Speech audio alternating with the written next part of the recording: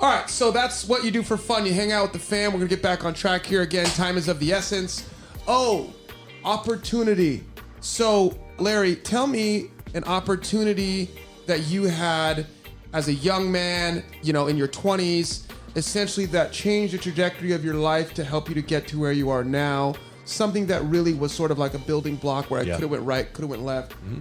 Someone gave you an opportunity, or you chased an opportunity that helped you to get to where you are. Yeah. You know, all of us can talk about these different forks, right? You go with that, and then there's another fork. But I remember an earlier one that got me going down the path of the military. And I had decided to graduate high school early. I took the California High School Proficiency exam, that's like the GED. So I wasn't enjoying high school. I was at a really small school and wanted to just go on to college early. So instead of my senior year, I went to college. So I ended up graduating college a little earlier than most people too, and was I started reaching out to different police departments. And at the time I was just looking for any big city to try. Did you always want to be a cop? Were you always military, going to law enforcement or military? Mostly military, but a cop too. But I had a family member who's a Marine who's a really great guy and a huge role model. And he was the Marine in the family. The others were Army or Air Force, whatever. But that guy had done active duty time in Vietnam and then eventually went to the reserves. And I remember family gatherings, his reserve buddies, they had all been like Vietnam era guys together. Now they're all in the reserves, and they would have so much fun on their drill weekends. And I just was like, man, I want to go in the reserves was like a bigger thing to me at the time. It was a draw. Yeah, you know, you have whatever job you have, be a dentist or whatever, and then to go drill with these guys and have really good times. And you know, just fun work, you know, and that camaraderie and all that. So I still kind of think, well, maybe I'll be a cop for a little bit first. And I remember, and this was, I don't think I was 21 yet. I was almost 21, and I just got my bachelor's degree, and I started calling these police departments. And I guess, you know, nowadays a young man or woman would get a lawyer and sue for age discrimination. But this was another generation back then.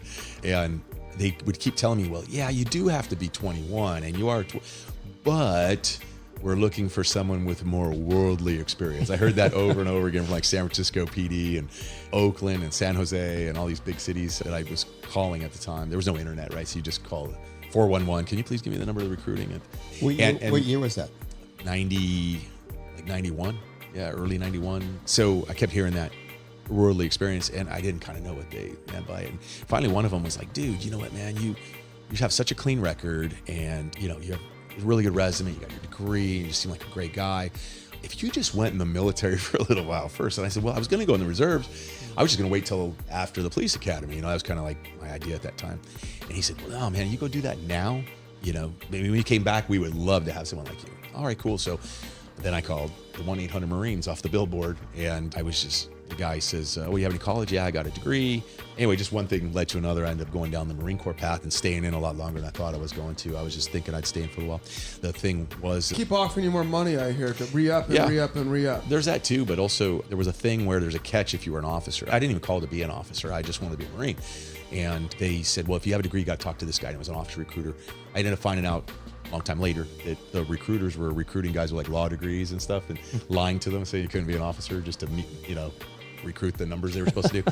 So that had been happening so much, and they all got in trouble for it, that if you had one college credit, you had to talk to the officer recruiter. And so I got this officer recruiter, he talks me into being an officer. He says, oh, it's like being the captain of the football team and you're the quarterback and you'll have fun. I'm like, okay, that sounds cool. He says, well, but here's the catch. We don't let you be a reservist as an officer right away. You got to be active duty for it. But it's only 3.5 years. All right, cool. I can do 3.5 years and then figure out what else I want to do in life. But and 23 years later, I just stayed in. So do you feel like the opportunity was when you actually joined, like made the call for the Marines, or when you essentially steered you that way? Or the one cop who was telling me like, oh, hey, you should do that first and then call us. And that was because I thought, oh, I'll be a cop. And then as soon as I get a chance to go to Marine Corps, you know, boot camp and all that, then I'll do that. But I did it the other way around, and then ended up. Were you an MP or did you? No, I was in the intelligence field. Got it. Something you and Anthony have in common. Yeah. All right. Opportunity, the military. Obviously, spending 23 years in the military is a big deal. It's a long time. Yeah, it doesn't seem like it, though, when you're, you know, on this end. Probably same for you, right?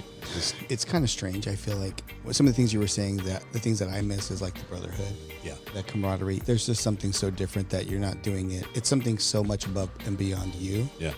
And you're kind of like I hate to say it, like a machine, but like a robot. Like you're pre-programmed to do the mission, do whatever commander's intent is. Like this is just what we do. Yeah. Yeah, you take it for granted though if that's your first. I mean, I worked at Jack in the Box as a kid. I was a janitor. I did mowed lawns, all this stuff. So I mean, I had like those minimum wage jobs, but the first job, like career job, was joining the Marine Corps. So yeah, that's like the only thing you know. So you just take it for granted.